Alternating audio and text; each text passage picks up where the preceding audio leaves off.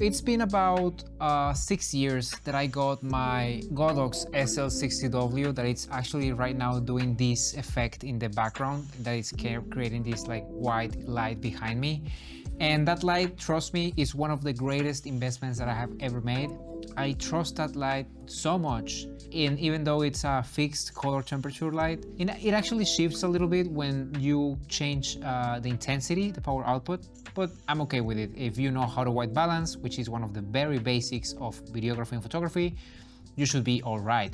But one of the things that I really have to encounter lately that when I use that light is that I don't have that flexibility when it comes to change the color of that light. For example, right now I have these two ULANC tube lights that are in color red, lighting up a little bit the shelves back there, and the white light just create different colors. So how am I going to fix this? Right here is the Neewer 60-watt RGB light. This is the CB60 RGB. This is the RGB LED studio light.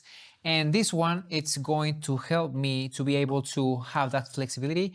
This is pretty much the same as the SL60W, but it's just going to give me the option to have color.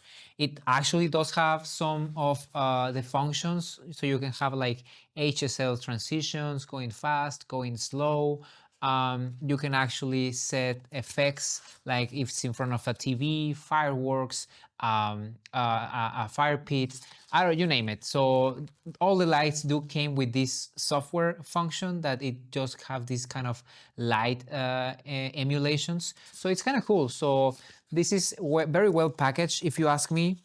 It actually it comes in two parts.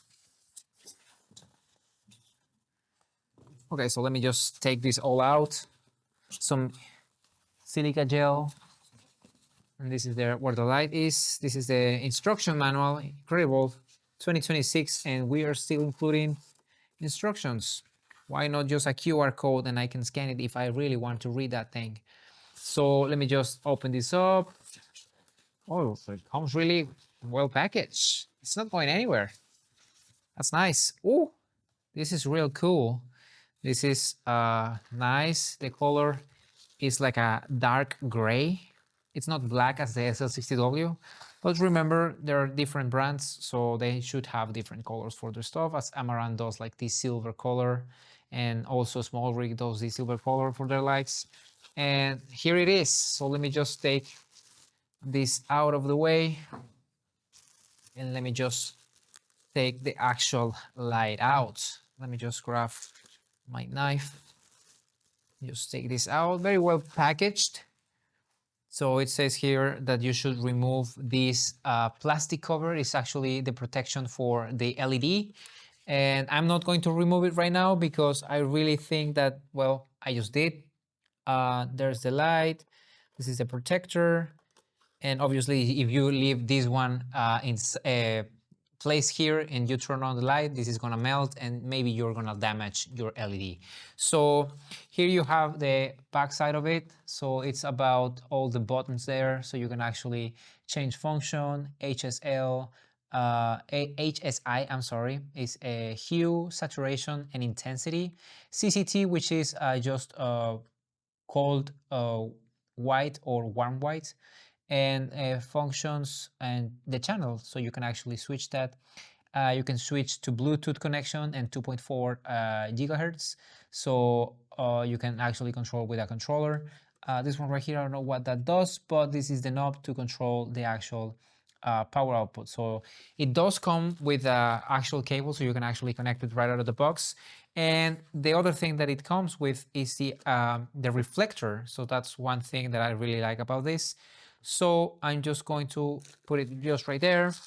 So one of the things that I really like about this one is that it does come with all the functions, the bicolor function. So if I just out on a shoot with a client that I just need color, or maybe just a field light or a key light, this one can actually do the job. So I'm just gonna take out the reflector. It's a little bit different as the reflector from a SL60W. So let me just grab this, remove the cover, and install. This is obviously a Bowens mount, so it's universally compatible with all your existing diffusers and the ones that you're gonna get in the future. So it's really nice, the reflector right here.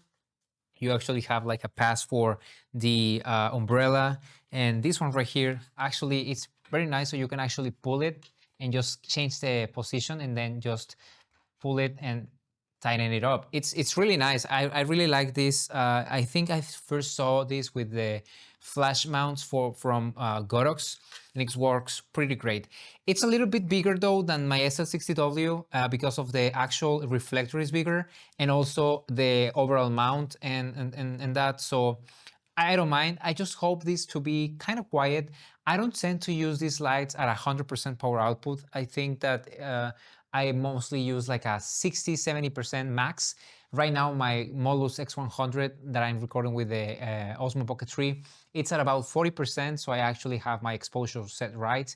So, I mean, I don't use lights at 100%. The Godox, the SL60W right now, it's at 10% power output. So, I mean, we're good. So let me just switch real quick the light so we can actually see how this performs. So I don't know if you're gonna be able to see this, but I'm just going to go here and share the first power on of this light. I really am excited. So let's just turn this on. And there you go. Ooh, so that's powerful. That's at about 50%. So let me just lower that our changing temperature. So let me just change. This is green, magenta. This is the tint that we're changing. Let me just go to the actual. There's no way. Do I have to click the button every time I want to change? So that's 1%. So let me just go to 10% the same way the actual Godox was. And let me just go to hue, saturation, and intensity. That's a very nice blue color right there. We lower intensity. I wish I can switch this. So I don't know what this is, but I don't like the fact that I have to click to increase or decrease the intensity. I mean, I can just leave it pressed, but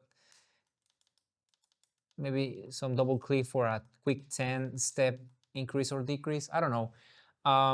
We can go and change hue in 360 degrees, so we can actually go from blue to red real easily. Let's go to 0 degrees, which is red, so we can actually match the lights in the shelves. So this is very powerful actually. So let me just lower the intensity to 1%, and the saturation, let me just increase that to 100%. So we have actually red right there, as you can see, and it's looking pretty good. So saturation, hue, and I'm just gonna place that right where I want it, which is right here, and it's going up a little bit like that, and that's how that looks. Let me know what you think. The light itself is pretty powerful. Right now I'm filming with the Osmo Pocket 3 as I mentioned. I'm doing 4K 60, and I'm about 200 ISO value. So I think it's pretty good, the performance right there. So one of the things that I'm seeing right now is that this part of the shelves are a little bit too dark. So maybe I need a bit more light there. But yeah, overall, I think it went pretty well. I think it went better than expected. And yes, pretty much this is going to be my new setup. So I don't know how much of the actual shelves look over there. This is the focal length of the Osmo Pocket 3, so it is a little bit wider. So I'm gonna use the A7 IV or the FX3 with the 35mm, and I can frame a little bit better so the actual borders of the wall doesn't show that much. I just wanted to do a quick test, like an unboxing and review with that light that I really was very anxious to open already and set up. So I really like how the effect looks behind me, and I think it went pretty well. So now I have the flexibility that I didn't have with the Godox SL60W. This one right here, it's like a real battle horse. I really love it. I mean, if you are in the market to get your first LED light for video production, for your YouTube studio or whatever, I think you can never go wrong with the Godox SL60W. And also, well, the Neewer light, it's great. I just didn't like that button function that you need to use, so you can actually increase or decrease the power output. But from that, I mean, it's great. And the Godox, as I mentioned, also has this Bowens mount, so it's compatible with what you already have in your arsenal. So that's pretty much it for today's video. Thank you very much for watching, and I see you in the next one. Bye.